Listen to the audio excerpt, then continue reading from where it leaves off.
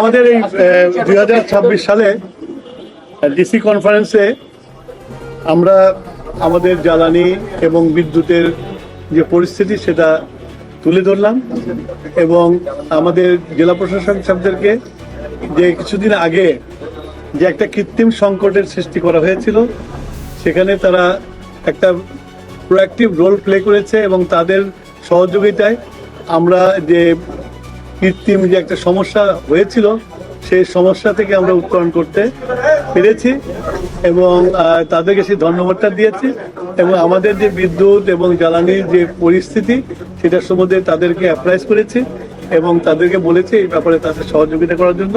আর একটা জিনিস তাদেরকে বলেছি, অতি দ্রুত আমাদের যে সোলার যে আমাদের প্ল্যান আছে 5000 মেগাওয়াট মিনিমাম করার জন্য 5 বছরে, সেটা ডিসি সাহেবদের প্রত্যেকটা অফিসে এবং জেলার প্রত্যেকটা অফিসের রুফটপে এটা লাগানোর জন্য বলা হয়েছে এবং আমাদের ক্যাবিনেট ডিভিশন থেকেও ডিসিদেরকে যা অর্থ দরকার অর্থের যোগান দিয়েছে এবং তাদেরকে অতি দ্রুত 2 মাস 3 মাসের মধ্যে এটাকে শেষ করার জন্য তাদেরকে অনুরোধ করেছি এবং তারা সেটা সেই কাজটা হাতে নেবে। হাতে নিলে আমাদের বিদ্যুতের অনেক সাশ্রয় হবে।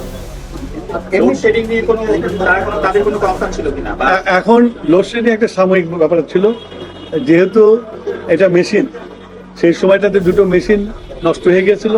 সেগুলো আমার মনে হয় কয়েকদিন আগে আমি একটা সেমিনারে বলেছিলাম 7 দিনের মধ্যে আবার লোডশেডিং শেষ হয়ে যাবে। এখন কোনো লোডশেডিং কোথাও নাই, যদি কোথাও বিদ্যুৎ না থাকে তাহলে লাইনের ফল্টের জন্য বিদ্যুৎ থাকে না, কিন্তু আমাদের যে জেনারেশন আছে সেই জেনারেশন দিয়ে আমরা লোডশেডিং মুক্ত রাখতে পারছি।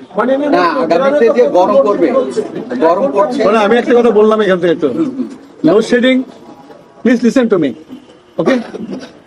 গ্রামে লোডশেডিং নাই, যেটা হয় আমাদের পল্লী বিদ্যুতের লাইনগুলো অনেক লম্বা লম্বা, কোথাও যদি ফল্ট হয়ে যায় বিদ্যুৎ স্লিপ করলে ওই ফল্ট লোকেট করতে তার টাইম লাগে, সেই জন্য বিদ্যুৎটা আসে না, আবার লাইন ঠিক হয়ে গেলে বিদ্যুৎ চলে আসে। কিন্তু সামনে গরম পড়লে লোডশেডিং হবে কি হবে না? তুমি এখান থেকে বেরিয়ে গেলে তুমি বাঁচবে না মরে বলতে পারবে না? আপনাদের কি বলতে পারবে কিনা সেটা তো আলাদা বিষয়। না, এটা আলাদা বিষয় না, এটা তো মিলে না। Please listen to me.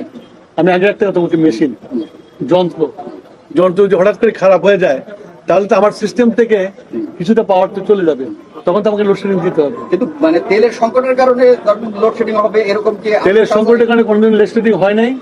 আমার যেটুকু লোডশেডিং হয়েছিল তখন যন্ত্রের জন্য হয়েছিল, সেগুলো আবার ফেরত আসছে, এখন ঠিক আছে।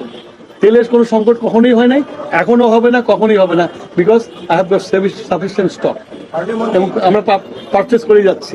আপনার কিছুদিন আগের একটা বক্তব্য বিটারের যে আসেনি, কিছুটা সমস্যা হয়েছে পাড়ায়, এখন জানতে চাই যে আসলে এটা কি বন্ধ হবে কিনা। একটা পুরোনো রোগ সারতে তো টাইম লাগে। আজকে ওইটা নিয়ে বৈঠক করেছে এবং আমি বলতে পারি যে এটা থেকে নিস্তারের জন্য একটা পথ বের করছি। আমার একটা প্রশ্ন ছিল, আপনি শুরুতে বলছিলেন যে কৃত্রিম সংকট একটা কথা বলছিলেন, আপনি কৃত্রিম সংকট ব্যবহার করেছেন, তারা এই কৃত্রিম সংকটটা করেছে, তাদেরকে চিহ্নিত করে কোনো ব্যবস্থা নেওয়া? আপনি অতি দ্রুত দেখতে পারবেন যে আমরা ব্যবস্থা নিচ্ছি।